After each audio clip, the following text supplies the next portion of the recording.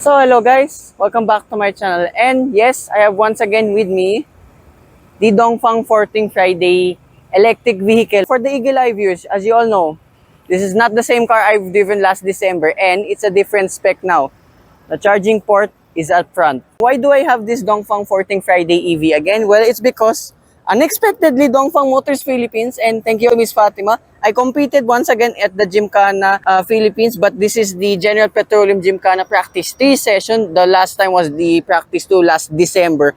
And I was not expecting to borrow this car at all because I was supposed to have the Alias Huge Hybrid. Maybe that's the next one I will use for the event. And as I can say now, the 14th Friday passed with flying colors at yesterday's event because it was a bit more high speed, and the 14th Friday was a lot better than I expected. I finished 17th out of the 32 that participated in the event. Not bad for a almost 2-ton vehicle.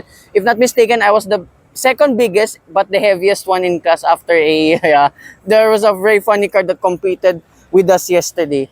So being now the Euro spec, everything's pretty much the same apart from, well, the color and the charging port up front. But ironically, last time I had the Chinese spec vehicle, everything was here on either side, but this part here now is nothing. So it's a bit weird they just left it there compared to this one. As far as I remember, only I borrowed that car, what, 6 months ago. Oh, sorry, dummy. That's the slow port area. This is the fast charger. So buying this thing again, well, it's the same as last time. An 85.9 kilowatt hour battery with 320 Newton meters on the top. Exactly the same like with the China spec. But now a bit more differences-ish with this Euro spec, because, I mean, build quality is just as the same as the China spec one, which goes to show this car was made really well. Turn you off so you all can hear me. Door cards over here, pretty much the same as the China spec model. And here in the interior overall, it's exactly the same with the China spec, but there's just one key difference that I found here. This is no longer matte black. Actually, I dig this, the silver stuff, so it's just a little bit easier to clean. Although you have that weird gloss black trim around the steering wheel itself. But everything, again, is exactly the same. Remember, I came from yesterday, so I uploaded the Gymkhana video first, and we still have 60% left. Not bad for what this being trashed around all day, and actually almost every day for the 3 or 4 days I already have this. Infotainment system, pretty much the same. You got a lot here for your settings. I got used to this pretty quickly, but the first time I had this, yeah, it was a little bit confusing. And I explained this too in the Gymkhana session. I left the steering in sport mode because these ones are too light. It's not bad, but I just preferred the heavier one.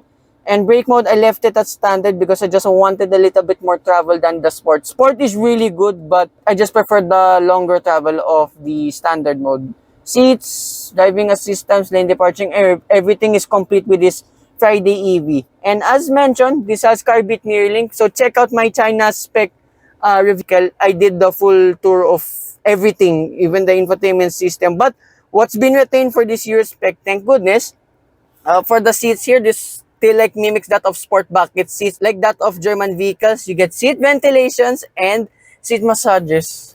I left it on purpose during yesterday because I wanted to simulate a bit of karting. Anyways, earlier on, the hill descent control is actually really good. And from yesterday, this is the total now, 13.3 kilowatt hours per 100 kilometers. And here in the center console, this is all of your air conditioning controls. One nitpick compared from last time, I wish you can turn off these sound effects. Just a little bit annoying. That's just me, by the way. Same here for the air conditioning vent, the space here for your phone. Oh yeah, I haven't shown this one. Copy space here, USB port. The wireless charging pads are just down here. And what I don't know from the China spec, that there's a USB-C port here. I don't remember that in the first time I borrowed this with the Chinese spec model. Center console, crystal gear shifter. Well, it looks like plastic, but it's very nice. Get drive modes over here, Eco, Normal, and Sport. For once, yesterday during Gymkhana, I left it at normal because it seemed to put its power down a bit better. But sport mode, again, like same case as last year, it's unlimited burnouts all the time. Eco was alright, but normal for me, okay. For daily use, if not acting this as a race car, Eco is plenty good enough. And another party trick with this, Forthing Friday EV. You get a sunroof with a bit of ambient lights here too. This is very beautiful at night. But of course, it's morning right now. I won't be able to demo that. The rear of this is pretty much the same, and you get an electronic tailgate with a lot of stuff. So these are the winnings of yesterday's event. I will donate this to Dongfeng Motors Philippines themselves. And of course, thanks to them, I was able to participate with this Forthing Friday. There's cubby spaces down here. I should have used this. What is this? Tote bags? I don't know idea. Plastic, never seen that in my life. Tonneau cover, very handy.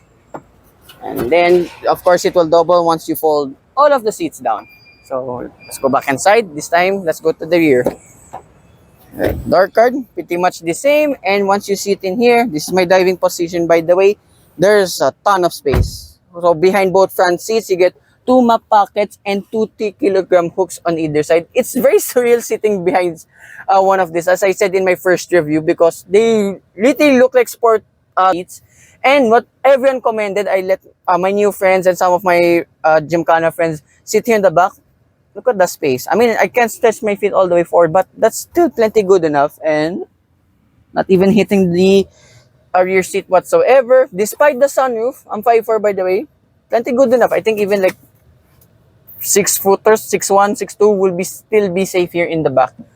LED light over here.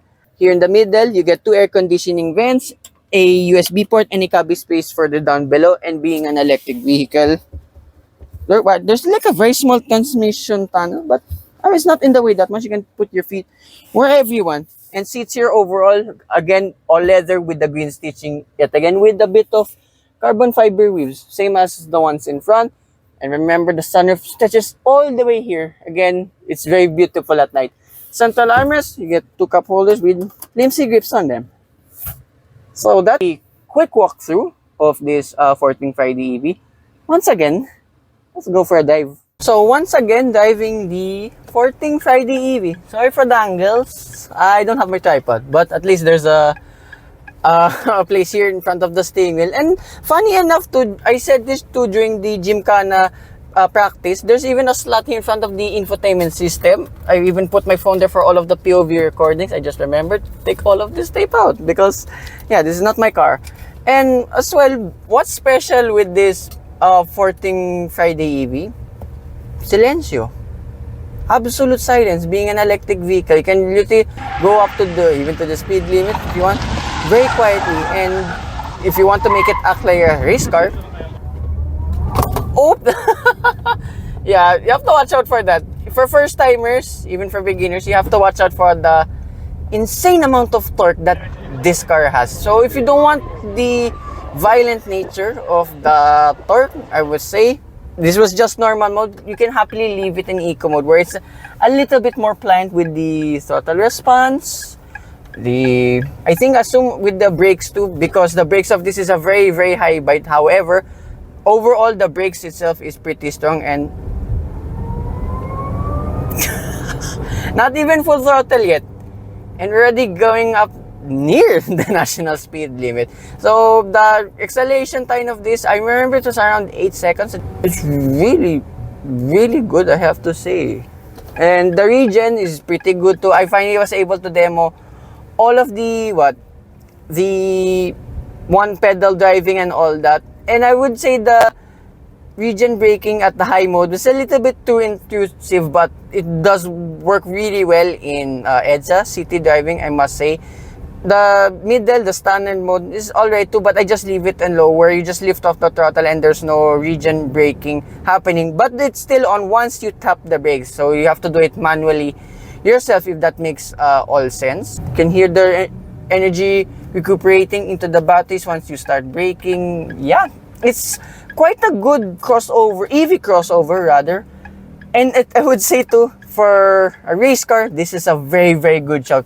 Not to my surprise, and as I mentioned, this is one of the heaviest cars in the event. Here's my face. Because this weighs almost, like 2 tons? The turning circle, yeah, this is where I had the issue too during the Gymkhana practice. So I had to take a really, really wide line. So that's where I lost most of the time. But everywhere else, it's, really, really good.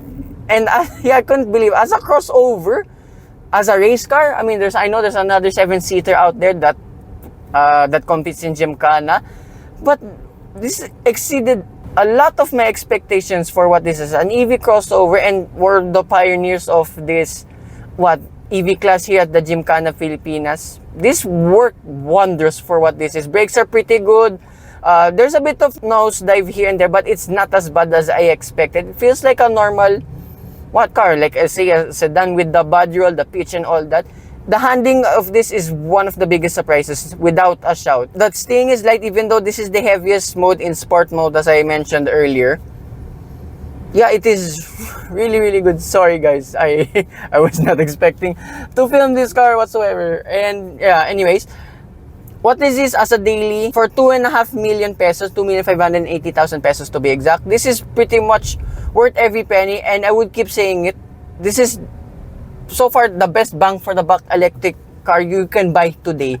For 630 kilometer range, well, depends on what cycle you are in, it still performed really well. Remember, I had 70% yesterday that came from Gymkhana, which I started at 90%, and we are now at still at 60%, which is amazing, I must say.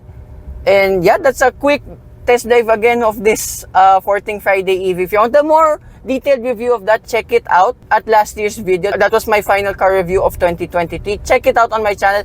Everything is pretty much the same, apart from the charging port and the trims here, like on the steering wheel where this phone is. So hope you guys like and subscribe. I just realized my angle, I look like a child.